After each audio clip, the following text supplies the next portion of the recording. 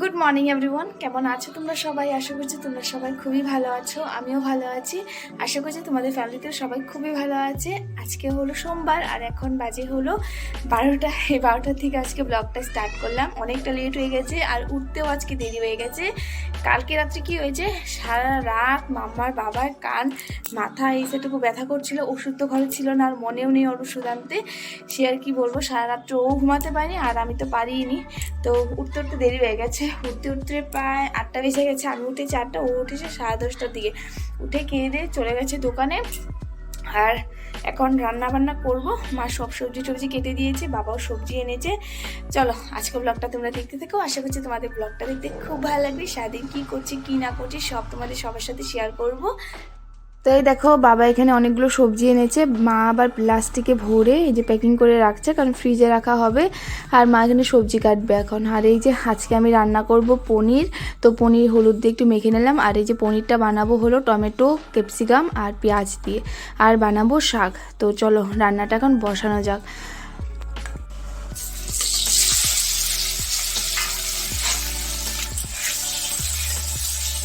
পনিরগুলো ভেজে শাকটা বসিয়ে দিয়েছিলাম। আর এই দেখো শাকটা এখন ঢেকে দেবো, জল ছেড়েছে। এই দেখো মা এই যে আমার পিসি শাশুড়ি বাড়ি থেকে পেঁপে এনেছে, তাই খেলাম। আর দুটুকরাই রেখেছে, মামার জন্য রেখেছে। মামা তো খাচ্ছেই না, পেঁপে খাওয়া তো খুবই ভালো, তাই ও খাচ্ছে না। আর এখানে আমার শাকটাও বানানো হয়ে গেছে, মশলাটাও করে নিয়েছি পনিরের জন্য। এখানে সব কাটাকাটি করা হয়ে গেছে। তো চলো তখন শাকটা নামিয়ে পরে গিয়ে পনিরটা বসিয়ে দেবো। লাউ পাতার শাক আর বটুয়া শাক মিলিয়ে রান্না করেছি। শাকটা নামিয়ে এখানে দেখো পনির বসালাম আমি। এখানে পেঁয়াজ আর ক্যাপসিকামগুলো একটু ভেজে নিচ্ছি, তারপরে মশলাটা দিয়ে দেব। আজকে এই রেসিপিটা একদমই আলাদা রকম করে বানাচ্ছি, জানি না কেমন হবে। আর এখানে একটু টমেটো, কাজু আর লঙ্কা আর 2-1টা কিশমিশ বেটে নিয়েছি। আর এখন এই যে মশলাটা দিয়ে দেব। তো খেতে কিন্তু বেশ হয়েছিল, তো তোমরা ট্রাই করতে পারো এভাবে। তো ক্যাপসিকাম আর পেঁয়াজটা একটু ভেজে নিলাম, কারণ নয়তো ভালো লাগবে না কিন্তু খেতে। আমি ঠান্ডার দিনের জন্য কেন ওয়েট করি জানো? আমার ফুলকপি, বাঁধাকপি এইসব খেতে আর কি, মানে ঠান্ডার দিনে সবজি খেতে আমার খুব ভালো লাগে।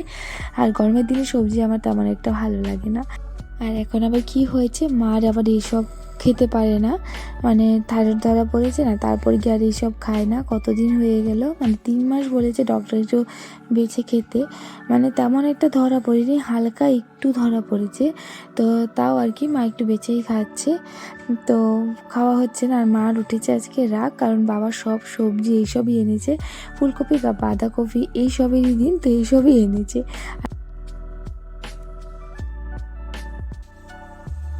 আর এই যে দেখো মাছ এনেছে, মা মাছ টাছ কেটে লবণ হলুদে মেখে রেখে দিয়েছে। আর মা এখানে কাটছে আনারস, পিসির বাড়ির ওখান থেকে এনেছে, তাই না? চুরাপাট।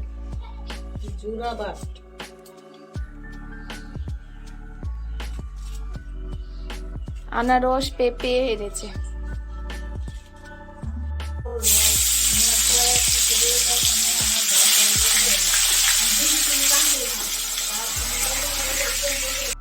এই যে মা এখন লবণ দিয়ে মাখছে।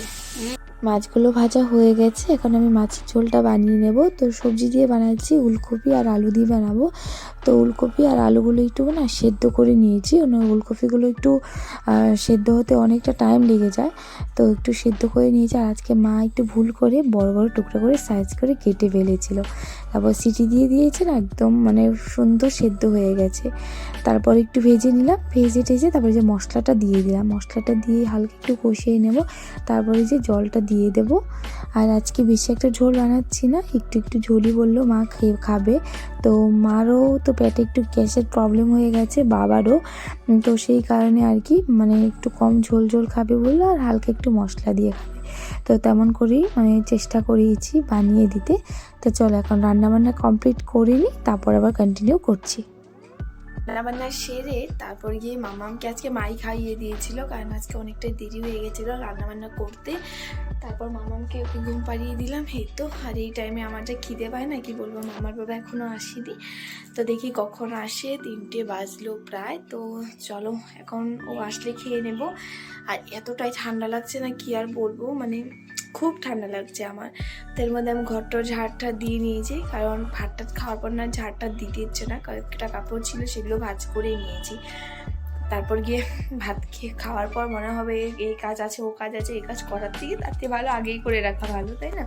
আর এই যে এখানে ঘুমিয়ে পড়েছি, আওয়াজ করছি না। ও খুব আজকে কান্নাকাটি করেছে, তারপর গিয়ে ঘুমিয়েছে। তো যাই হোক, চলো এখন দেখি কখন আসে ও, একটু বসে থাকি ওর জন্য, তারপর আসলে একসাথে খেয়ে নেব। আর এই হলো আজকের বাইরের ওয়েদার, দেখো কি সুন্দর না আজকের ওয়েদারটা। এখানে বড় মশাই হাত পাও ধুয়ে চলে আসলো, ও চলে এসেছে, এখন ভাত খেয়ে নেবো। ভাত টাত খেয়ে একটু শুয়েছিলাম মাম্মার সাথে, মাম্মামও উঠে পড়েছে। তারপর মা দেখো সন্ধ্যা দিবে, আর মাম্মাম তো এটা রুটিনই বলতে পারো, যতদিন থেকে গোপাল এসেছে না এই বিকেলবেলা আর আমি যখন পূজা দিব আমার সাথে সাথে গোপালকে কোলে নিয়ে ঘোরাবে। আর এখন তো মা এসেছে, কালকে নিতে পারেনি আর আজকে আবার নিয়ে এই যে ঘোরাচ্ছে। তারপর গিয়ে মা বললো যাও একটু দাদুভাইকে দেখিয়ে আসো, এই যে দেখো নিয়ে চলে এসেছে গোপালকে ওর দাদুভাইকে দেখানোর জন্য। তারপর বিছনাতে বসাবে, আমি বললাম না না বিছনাতে বসানো যাবে না। যাই হোক, ও কিন্তু খুবই ভালোবাসে গোপাল ঠাকুরকে।